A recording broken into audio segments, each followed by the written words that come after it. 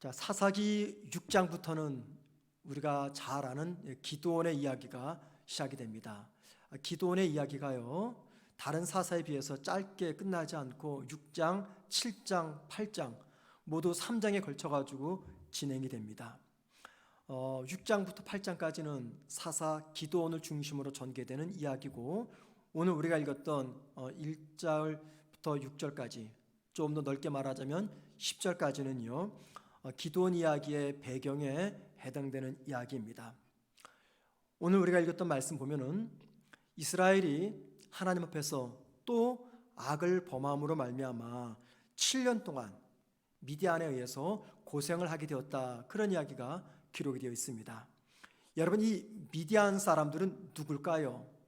역사를 거슬러 올라가면은요, 이 미디안의 후손들은 다름 아닌 아브라함의 씨앗입니다. 아브라함의 자식의 후손입니다. 그러니까 아브라함의 후손이에요.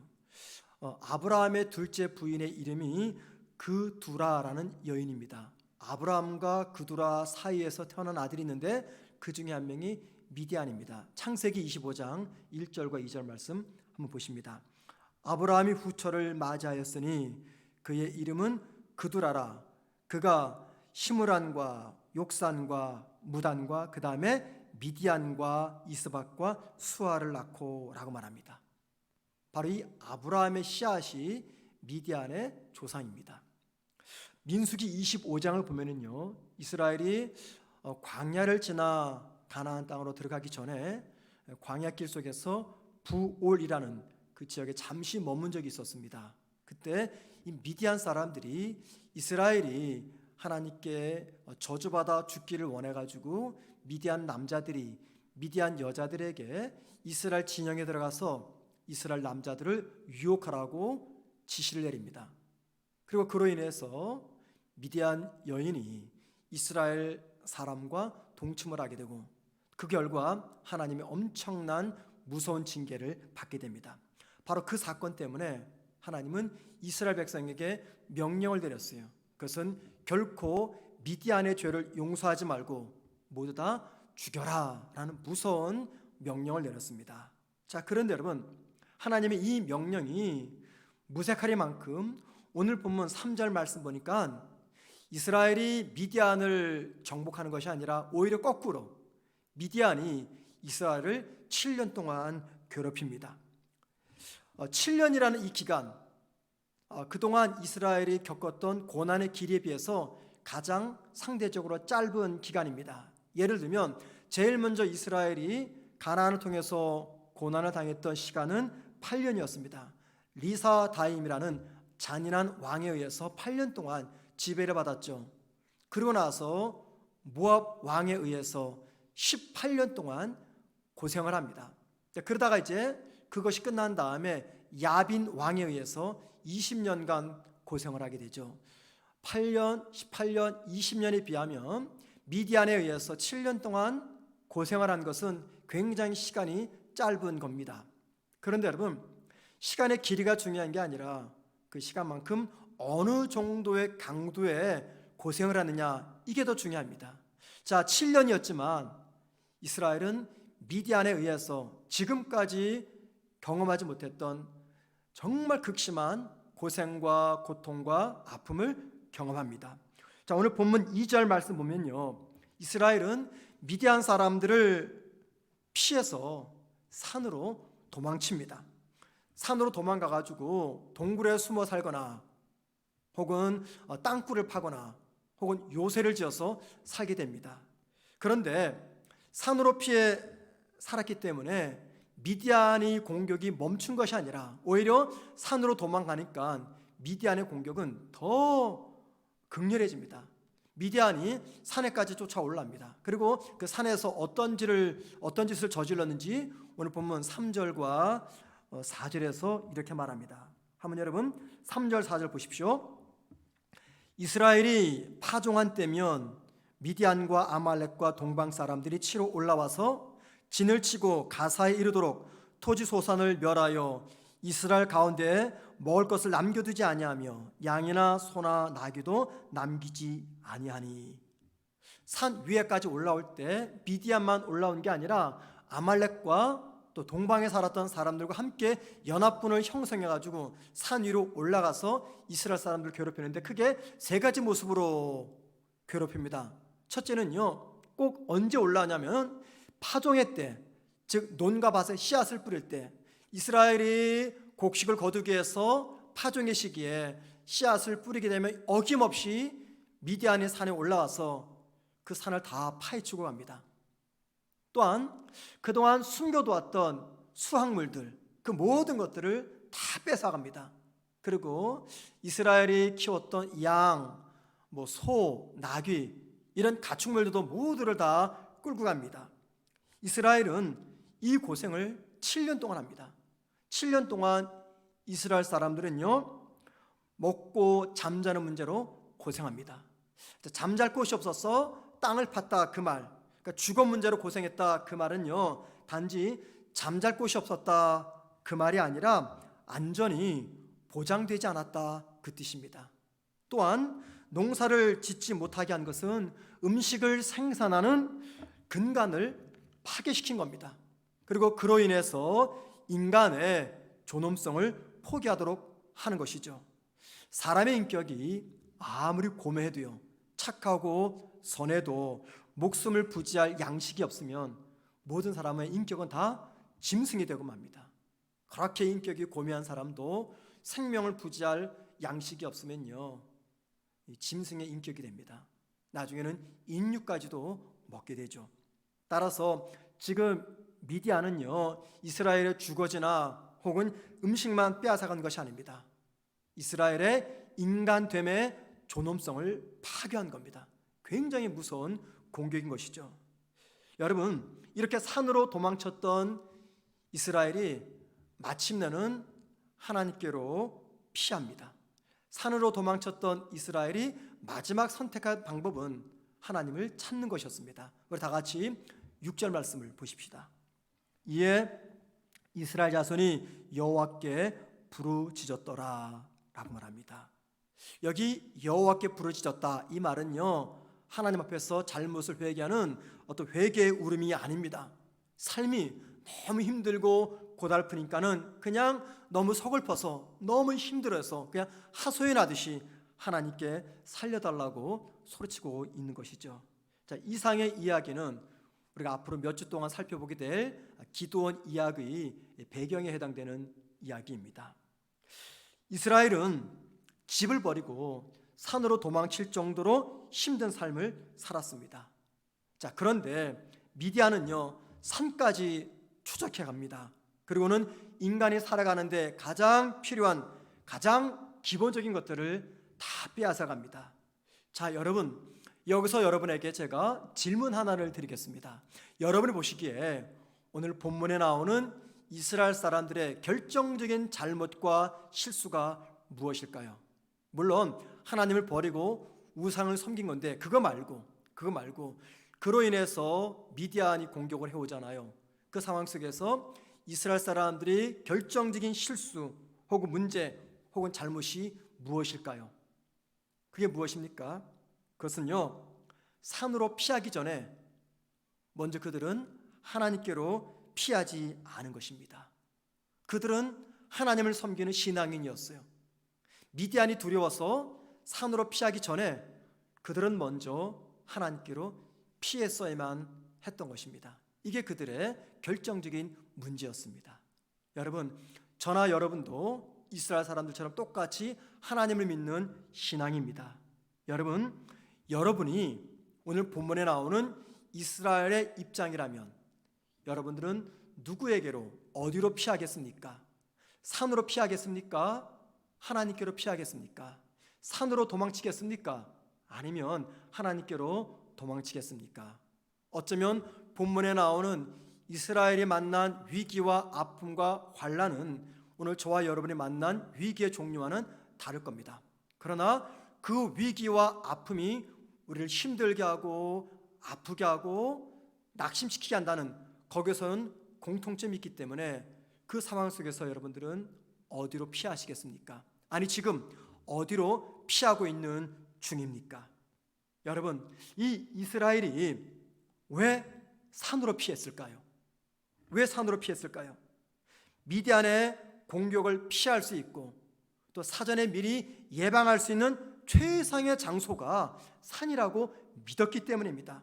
어쩌면 산 아래에서 살 때는요, 집 짓고 제대로 살 때는요, 언제 어디서 어떻게 미디안이 공격해 올지 모르니까는 이게 방법이 없는 겁니다. 순식간에 치고 들어와가지고 논과 밭을 완전히 초토화시켜버리고 사람을 죽이고 짐승과 가축을 빼앗아가는, 이게 도무지 예상할 수가 없는 상황이죠. 자, 그런데 산으로 올라가면 어떻습니까? 그냥 보초 몇 명 세워가지고 망을 보게 합니다. 높은 산꼭대기에서 아래를 보게 되면 침공해오는 미디안을 분별할 수가 있잖아요. 그럼 미리 도망갈 수 있는 시간도 볼 수가 있고 방어할 수 있는 모든 시간들을 확보할 수가 있어요. 굉장히 합리적인 거죠. 그래서 이스라엘 사람들은 집을 떠나 산으로 올라간 것입니다. 자, 그런데 여러분, 그것은 그들의 착각이었어요. 산으로 피하니까는 미디안이 어떻게 됩니까?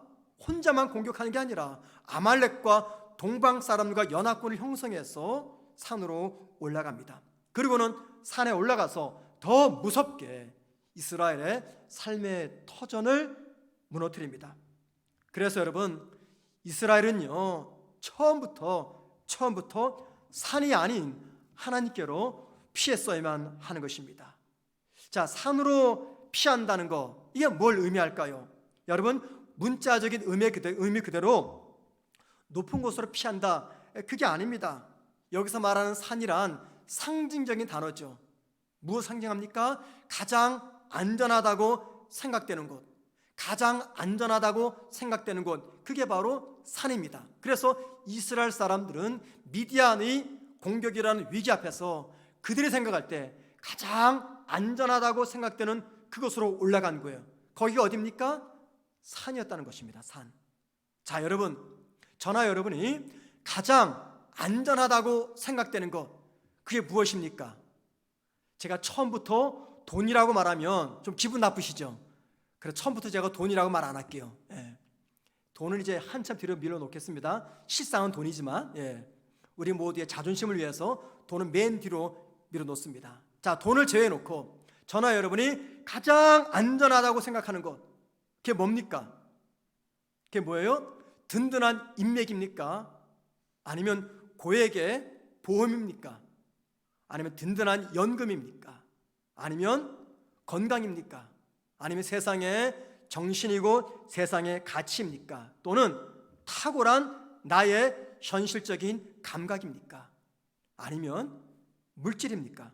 저나 여러분이 가장 안전하게 생각하는 것, 그게 무엇입니까? 바로 그것이 오늘 본문에서는 산이라고 비유적으로 말씀하고 있습니다.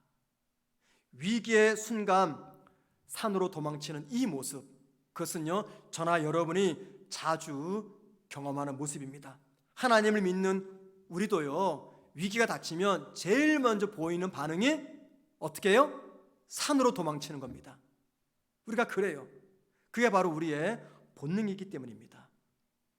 시편 11편은 다윗이 지은 시입니다. 언제 지었냐면 다윗이 심각한 위기를 만났을 때, 그 어떤 위기인지는 정확히 알 수는 없어요.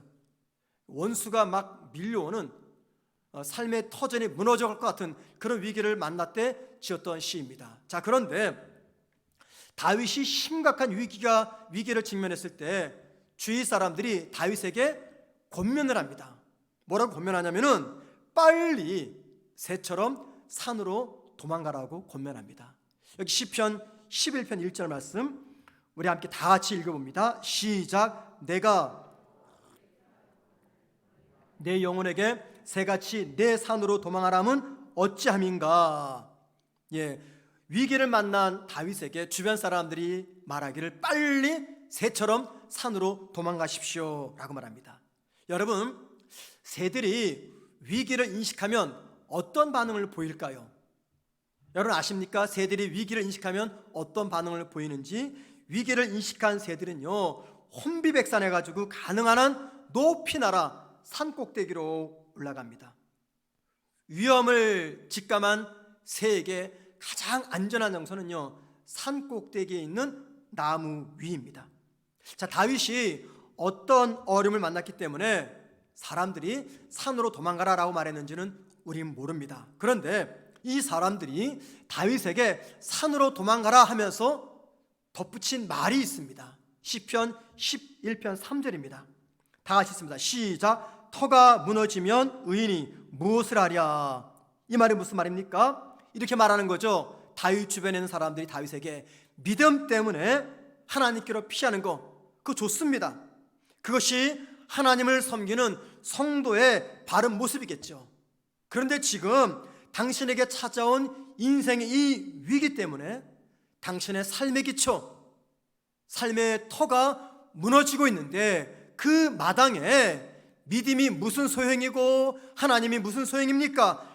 빨리 정신을 차리고 산으로 피하십시오. 일단은 살고 봐야지 믿음도 있고 하나님도 있는 거 아닙니까? 그러니 빨리 산으로 도망가십시오. 이게 무슨 말이에요? 제발 현실을 직시하라는 말입니다. 현실을 직시하라는 말이에요. 믿음 이전에 내가 살고 봐야지, 내가 죽은 다음에 믿음이 무슨 소용이 있습니까? 하나님 먼저 아니라 내가 먼저 살고 봐야지 그 다음에 하나님 있는 거지. 신앙인으로서 하나님 찾는 거 좋습니다. 그런데 한번 냉철하게 생각해 보십시오. 믿음을 지키기 위해서 삶의 기초 터반이 무너지는데 그러고 난 다음에 믿음이 무슨 소용이 있습니까? 일단은 살고 봐야 되니까는 아무 생각하지 말고 빨리 산으로 도망가세요. 이게 현실을 직시하라는 말입니다. 여러분, 맞는 말이죠. 일단은 내가 살아야 믿음도 있고, 내가 살아야 교회도 있고, 내가 살아야 하나님도 있습니다. 현실을 직시하면 어려운 상황을 피하기 위해서 현실적인 대안을 찾아 산으로 도망가는 것은 지극히 맞는 말입니다.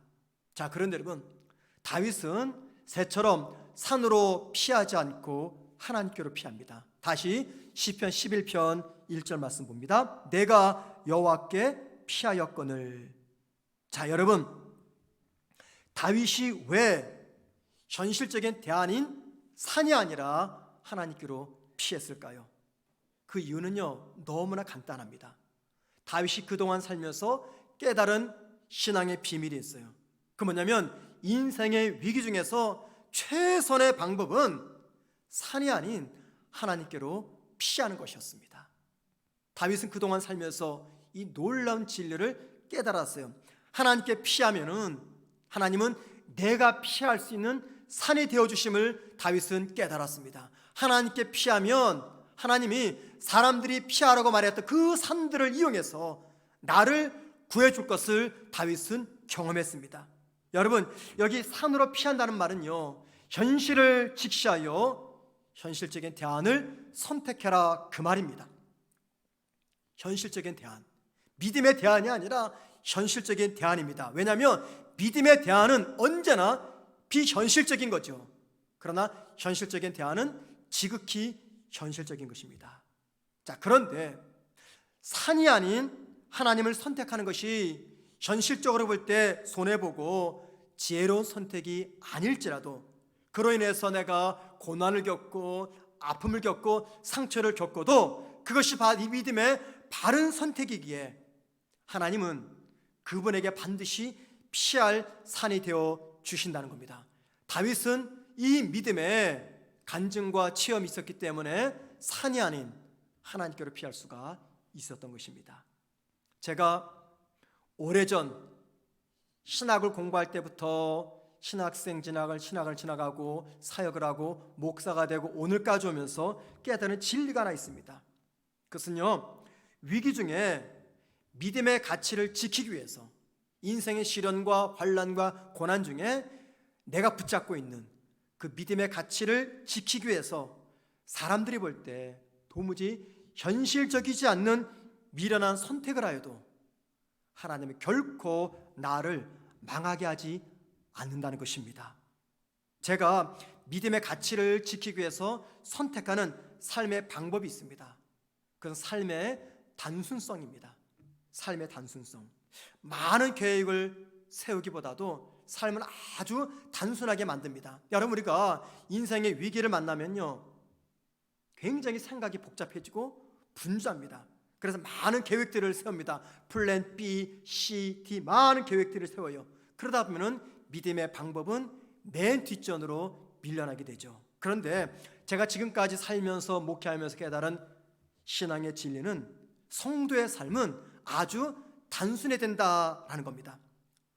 단순한 선택을 해도, 올바른 선택만 하면 복잡한 계획을 세우는 것보다 하나님은 더 탁월하게 우리의 삶을 인도하시며 보호하십니다.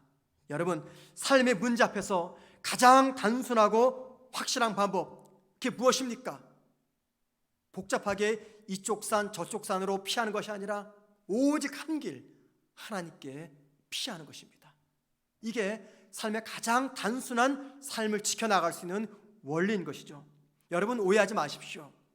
하나님께 피한다는 것은 인간인 내가 해야 될 나의 책임을 하나님께 전가한다는 것이 아닙니다. 하나님께 피한다는 것은 하나님의 인도를 따라 살겠다는 믿음의 고백입니다. 하나님의 인도를 따라 살겠다. 하나님께서 나를 고난받는 자리로 몰아내시면 기꺼이 내가 그 자리로 나아가겠다. 하나님이 나를 아프게 만드는 자리로 내모시면 내가 기꺼이 그 길로 나아가겠다. 내가 믿음의 가치를 붙잡고 하나님의 뜻을 따르기 위해서 내가 어쩔 수 없이 환난을 겪어야 되면은 기꺼이 하나님의 인도하심을 따라 그 고난을 내가 감당하겠다라는 고백이 산이 아닌 하나님을 선택하는 의미입니다. 여러분, 이 믿음의 고백이 분명하지 않으면 우리는 여러 가지 위기 속에서 이 길 저 길을 선택하면서 방황합니다. 방황하다 보면은 믿음도 잃어버리게 되고 내 삶도 많이 피폐해집니다. 삶의 위기, 건강의 위기, 혹은 사업의 위기, 물질의 위기가 내 코앞에까지 닥쳤을 때 현실적인 대안인 산을 버리고 하나님을 선택하는 것은요, 결코 쉬운 문제가 아닙니다. 한번 예를 들어 볼까요? 어떤 성도가, 부부가 평소에 철저하게 11조 생활을 했습니다. 그런데 돈을 다 끌어모으고 대출을 받아가지고 집을 넓혀서 이사 갔어요. 집을 샀습니다. 매달 대출과 이자금을 내다 보니 생활이 굉장히 힘이 들어요. 생활비가 턱없이 부족합니다. 그때 남편이 아내에게 이렇게 제안합니다. 급한 대로 당분간 11조를 중단하고 그 11조를 가지고 급한 대로 아파트 대출 이자를 갚도록 하십시다. 그리고 좀 형편이 나아지면 그때 11조를 다시 시작하십시다 라고 말합니다. 그러자 아내가 절대 그럴 수 없다라고 이야기합니다. 다른 것을 우리가 아껴도 절대 11조는 줄일 수가 없습니다 라고 이야기합니다. 여러분, 이 이야기 얼마든지 우리 믿음의 부부 사이에서 오갈 수 있는 대화 내용이죠. 평소에는 아무 문제 없이 11조 생활하다가 집안의 경제적인 위기가 찾아오면 언뜻 드는 생각은 이 11조 액수만 내가 가지고 있어도 참 요긴하게 힘든 시간을 지나갈 수 있을 텐데 해가지고 남편이든 아내든 제안할 수가 있습니다. 왜냐하면 현실적으로 볼 때 내가 먼저 살아야 믿음도 있고 교회도 있고 하나님도 있기 때문이죠. 우리 성도들 가운데 자영업을 하시는 분들 계십니다. 자영업을 하시는 성도의 가장 큰 고민은 무엇입니까? 주일날 가게 문을 열 것이냐 닫을 것이냐 라는 고민이죠. 닫을 수도 있고 열 수도 있을 겁니다. 그런데 여러분, 오해하지 마십시오. 이 목사라는 위치가 때로는 여러분이 불편하더라도 불편한 정답을 말해야 되는 위치이기 때문에 제가 정답을 말씀드립니다. 여러분, 11조를 조금 상태가 나아지면 그때부터 내지, 혹은 주일날 가게 문을 열지. 이게 무엇입니까? 지금 산으로 피하는 것입니다. 지극히 현실적인 방법이죠. 그렇게 한들 누구도 말하지 않습니다. 지극히 현실적인 대안입니다. 하지만 그럼에도 불구하고 11조는 중단할 수 없습니다. 그럼에도 불구하고 주일날 가게 문을 열 수가 없습니다 라고 말하는 것은 산이 아닌 하나님께로 피하는 것입니다. 여러분, 우리 모두 살면서 한두 번쯤은 이와 유사한 경험을 할 때가 있습니다. 산과 하나님 중 어디로 피할 것인가 선택의 문제 앞에 설 때가 있습니다. 어쩌면 지금 여러분 중에 이 선택의 이 기로에 서서 깊이 고민하는 분들이 계시리라 생각을 합니다. 여러분, 산으로 피할 것이냐 아니면 하나님께 피할 것이냐, 이 선택의 순간에 우리에게 필요한 것이 있어요. 그게 뭔지 아십니까? 믿음의 용기라는 것입니다. 믿음의 용기. 왜 믿음의 용기가 필요합니까? 그 이유는 하나님을 믿는 성도라 할지라도 위급한 상황이나 혹은 위기를 만나면요, 본능적으로 하나님이 아니라 산으로 먼저 피하고 싶은 마음이 있기 때문입니다. 왜냐하면 그게 우리에게 굉장히 익숙하고 편하기 때문이에요. 여러분, 잘 들어보세요. 익숙하고 편하다, 그 말은 무슨 말이냐면 굉장히 안정적이다, 그 말이에요. 여러분, 어떤 거 선택할 때 익숙하고 편한 거 선택하죠. 왜 그런지 아십니까? 그게 안정적이기 때문입니다. 그런데 불편해요. 혹은 익숙하지도 않습니다. 그 말은 무슨 말이냐? 안정적이지 않다. 사람의 본능은 누구를 막론하고 안정적인 것을 선택하기를 원해요. 그 안정적이 뭐냐? 굉장히 익숙한 것, 굉장히 편한 것. 어려운 상황을 만난 사람들에게 익숙하고 안전한 방법이 무엇입니까? 산으로 도망치는 겁니다. 왜냐하면 그동안 그렇게 살아왔고 또 많은 사람들이 그렇게 살아가기 때문에 그게 굉장히 익숙하고 편해요. 그래서 그 산으로 피하는 것이 굉장히 안정적이라고 생각을 합니다. 많은 사람들이 선택하는 그 길이 옳은 길이라고 생각을 해요. 그래서 오늘도 많은 사람들이 다수가 몰려가는 그 길이 진리라고 생각해서 그 길로 걸어가는 것이죠. 그래서 어려운 위기가 찾아왔을 때 익숙하고 편한 산 대신에 하나님께로 도망가려고 할 때 우리에게 무엇이 필요하냐? 믿음의 용기라는 것입니다. 익숙하고 편한 것을 깨부수는 이 믿음의 용기. 모든 사람들이 진리라고 생각해서 걸어가는 그 현실적인 대안을 따르지 않고 나 홀로 역행하는 이 믿음의 용기. 이 믿음의 용기가 있어야 익숙하고 편한 안정적인 인간의 대안을 깨부수고 산이 아닌 하나님께로 갈 수가 있다는 겁니다. 자, 그래서 여러분, 용기란 다른 말로 말하면 믿음입니다. 왜냐하면요, 용기는요, 성도의 용기는 믿음의 열매이기 때문입니다. 믿음의 열매. 믿음 있는 사람이 산이 아닌 하나님께로 피할 수 있는 용기 있는 선택을 하는 것입니다. 자, 구체적으로 믿음의 용기를 내서 산이 아닌 하나님께로 피한다는 것, 이게 도대체 무슨 의미인가? 산이 아닌 하나님께로 피하는 구체적인 방법 한 가지를 제가 이 시간 여러분과 함께 나누려고 합니다. 이 이야기는 제가 한 달인가 두 달 전에 우리 도구기도 세미나 때 참석했던 분들과 함께 나눴던 이야기입니다. 오늘 설교 제목이 영어로 워룸입니다. 워룸. 워는요, 전쟁입니다. 룸은 방입니다. 직역을 하면 전쟁방. 이게 무슨 말이겠어요? 워룸. 전쟁 때 세워지는 작전실 혹은 지휘소, 그런 뜻입니다. 워룸은 우리말로 번역하면 작전실 혹은 지휘소, 그런 뜻입니다. 자, 전쟁이 벌어지면 제일 먼저 설치하고 중요한 것, 이게 무엇입니까? 전쟁을 지휘하는 작전실입니다. 우리가 이 세상을 살아가는 삶을 가리켜 종종 전쟁이라고 설명합니다. 자, 그렇다면 여러분, 성도의 이 전쟁을 지휘하는 작전실 혹은 지휘소가 어디입니까? 성도의 영적 전쟁을 위해서 준비되는 곳, 워룸이 어디입니까? 다름 아닌 기도의 자리입니다. 힘들고 불안한 이 전쟁과 같은 이 세상에서 우리가 산이 아닌 하나님께로 피한다는 것은요, 지휘소, 즉 워룸, 즉 기도의 자리로 들어간다는 것입니다. 산이 아니라 하나님께로 피한다는 것은요, 기도 자리로 나아간다는 것입니다. 워룸이라는 제목을 가진 기독교 영화가 있습니다.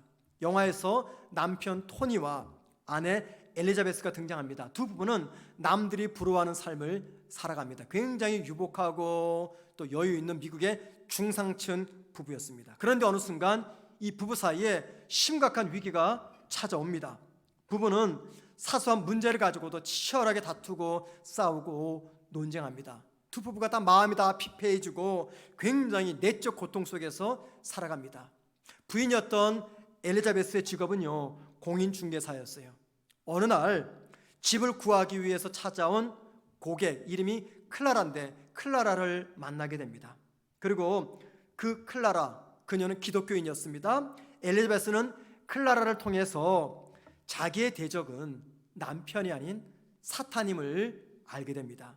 그리고 사탄과의 전쟁을 치르기 위해서 꼭 필요한 장소가 워룸, 다른 말로 말하면 지휘소, 즉 기도 자리임을 알게 됩니다. 여기서 영화에서 말하는 워룸은요, 우리가 세상을 살면서 만나는 여러 가지 시련과 두려움을 극복하기 위해서 우리 모두가 피해가는, 우리 모두가 찾아가는 우리의 영적 작전 장소라는 것입니다. 엘리자베스는 클라라로부터 자신의 대적은 남편이나 상황이 아닌 사탄임을 배우게 됩니다. 그리고 이제 남편과 말다툼이 일어나게 될 때 엘리자베스 즉시 이것은 남편이 아니라 사탄의 대적임을 알게 되고 논쟁을 그치고 조용히 홀로 워룸으로 들어갑니다. 기도를 하는 거죠. 그렇게 남편을 위해서 기도합니다. 그렇게 서너 번을 겪다 보니 남편 토니가 이상한 낌새를 차립니다. 평소 아내 같지 않아요. 평소 같으면 똑같이 언쟁을 높이면서 다툴 텐데 조용히 침묵을 하고 어디든가 사라져버립니다. 나중에야 이제 알게 되죠. 피해서 자기를 위해서 기도하는 아내의 모습을 발견합니다. 토니는 자신의 모습을 돌이켜보면서 그 역시도 아내와 논쟁하지 않고, 논쟁할 때 입을 중단하고 말을 중단하고 워룸, 기도실로 들어가서 아내를 위해서 기도합니다. 결국 두 사람은 갈등과 아픔을 치유하면서 회복하게 됩니다. 엘리자베스나 토니 두 사람은요, 산이 아닌 기도 자리, 워룸, 하나님에게 피한 것입니다. 바로 이것이 성도가 이 세상을 살아가면서 반드시 가져야 될 영적 지휘소라는 거죠. 자, 여러분은 산이 아닌 하나님께로 피하기 위해서 만들어 놓은 워룸이 있으십니까? 하나님께로 피하는, 여러분만이 가지고 있는 그 방법이 있으십니까? 여러분이 힘든 순간을 만날 때마다 찾아가는 워룸이 있습니까? 우리가 워룸을 찾아간다는 것은 산이 아닌 하나님께로 피한다는 것입니다. 힘든 순간에 산이 아닌 기도의 자리로 나아가는 것, 이거 절대 쉬운 이야기 아닙니다. 세상 사람들이 볼 때 미련한 방법입니다. 어쩌면 지금도 우리 교회 성도들 중에는 인생이 심각한 위기를 만났는데 자꾸만 산으로 도망치는 그런 분들도 계실 겁니다. 언제쯤이면 그분들이 산이 아닌 하나님께로 피할지 우리는 알 수가 없습니다. 그러나 그들 모두가 다 고난과 시련을 만났을 때 산이 아닌 하나님께로 피하기 위해서는요, 믿음의 용기가 필요합니다. 제 개인의 간증을 말씀드리면서 설교를 마치려고 합니다. 한 30년쯤 되어 갑니다. 그때 제가 어떤 시험을 치르기 위해서 3년간 공부를 한 적이 있었습니다. 그 공부를 하는 과정이 너무너무 힘들었어요. 많은 돈도 들였고 제가 많은 에너지도 썼고 시간도 들였고 가족들에게도 불성실했고 3년간 준비해서 시험을 치르기 위해서 열심히 공부했습니다. 저에게는 굉장히 중요한 시험이었어요. 그런데 시험을 치기 위해서 접수를 하려고 하는데 시험이 주일날이 있는 겁니다. 제 마음에 큰 갈등이 생겼어요. 그때 저는 두 가지 마음이었습니다. 그냥 딱 한 번이니까는 눈 질끈 감고 그냥 주일날 가서 시험 치를까? 아니면 그냥 포기할까? 포기하면 지난 3년 동안 준비된 것은 어떻게 되는 거지? 등등의 갈등을 하게 되었어요. 제 주변의 사람들이, 제가 시험을 준비하는 것을 알았던 사람들이 저에게 권면하기를, 야, 한 번인데 주일날 어기고 한 번 시험 본다고 하나님 너한테 재앙을 내리겠느냐, 네 인생 망하겠느냐, 한 번인데 한 번 주일날 시험 보고 와서 그 다음 주부터 열심히 믿음 생활하면 되잖아. 그렇게 저에게 조언을 해주는 것이었습니다. 그 사람들은 지금 저에게 산으로 도망가라고 권면하는 것이었어요. 저는 그때 많은 고민을 했습니다. 어떻게 할 것인가? 만약에 내가 주의를 어기고 시험을 본다면 내가 원하는 것은 이룰 수 있어서 좋겠는데, 앞으로 내가 목회자로서 이 강태상에서 성도들에게 주일 성수회관에서 어떻게 설교할 수 있을까 많은 고민을 하게 되었습니다. 여러분, 그때 저에게 필요한 것이 뭐였냐면 다름 아닌 믿음의 용기였습니다. 그 시험을 치르지 않음으로 내가 손해를 보아도, 또는 내가 원하는 것을 이루지 못해도 기뻐할 수 있는 용기, 감사할 수 있는 용기, 모든 것을 수용할 수 있는 그런 용기가 저에게 필요했습니다. 결론적으로 저는 산이 아닌 하나님께로 피했습니다. 지금 그때를 생각해서 다시 그때로 돌아가서 또 한번 선택을 한다면 나는 어떤 선택을 할 것인가? 그때나 지금이나 답은 같습니다. 왜냐하면 여러분, 놀라운 것은요, 제가 그때 주의를 지키기 위해서 포기했던 그 시험, 큰 아픔의 시간이었지만 30년이 지난 지금에 와서 그 뒤를 돌아볼 때 하나님은 제가 포기한 것 그 이상으로 넘치는 은혜를 주셨기 때문입니다. 혹시 그 은혜를 주시지 않으셔도 결코 돌아간다 하더라도 제 선택은 변함이 없을 겁니다. 여러분, 오해하지 마십시오. 그러니까 오늘 설교 결론은 천목사 지 자랑하는 것이네, 절대 그거 아닙니다. 여러분, 저나 여러분에게 이런 선택의 순간이 반드시 찾아옵니다. 어쩌면 지금 이 선택의 문제 앞에서 고민하는 성도들도 계실 겁니다. 산으로 피할 것이냐, 아니면 하나님께로 피할 것이냐. 산으로 피하는 것은 현실적인 대안입니다. 눈 한번 질끈 감고 주일날 시험 본다고 해서 저 목사 안 되는 거 아닙니다. 하나님이 저 벌 내리는 거 아닙니다. 얼마든지 할 수 있고 또 그것이 현실적인 대안인데, 여러분, 믿음의 사람은 현실적인 대안을 초월하는 사람입니다. 왜냐하면 하나님의 역사는 언제나 현실을 초월하시기 때문입니다. 하나님 때문에 산이 아닌 하나님께 피하면 하나님은 반드시 그런 우리의 산이 되어 주십니다. 하나님께 피하기 위해서 사람들이 이야기하는 그 산을 포기하면 하나님은 사람들이 말하는 그 산을 이용해서 당신의 백성들의 인생을 보호하시며 책임지십니다. 여러분, 어떤 선택 앞에 놓여 있습니까? 이렇게 할까 저렇게 할까 고민하시죠? 여러분이 선택하려고 하는 그 방법이 산으로 도망가는 선택입니까? 아니면 하나님께 피하는 선택입니까? 여러분, 하나님의 신실하심을 믿으십시오. 비록 내가 하나님께 피하기 때문에 많은 아픔과 고난과 상처를 당하고 눈물을 쏟아도 산이 아닌 하나님께 피하기 때문에 하나님은 그런 나를 그냥 두지 않습니다. 시간이 지나가면서 내가 다 잊혀버려도 하나님은 나는 잊었어도 하나님은 기억하셔서 내가 포기한 그 이상으로 하나님은 내 삶을 더 풍요롭게 채워주십니다. 하나님께 피하면 하나님이 저와 여러분의 산이 되어주십니다. 하나님께 피하지 않고 산으로 피하면 우리가 피한 그 산이 우리를 아프게 할 것입니다. 오늘 말씀이 저와 여러분에게 전해주는 신앙의 교훈입니다. 믿음의 용기를 가지시고 산이 아닌 하나님께로 피하시기를 주님의 이름으로 축원을 드립니다. 자, 우리 함께 말씀을 생각하면서 찬양하시겠습니다.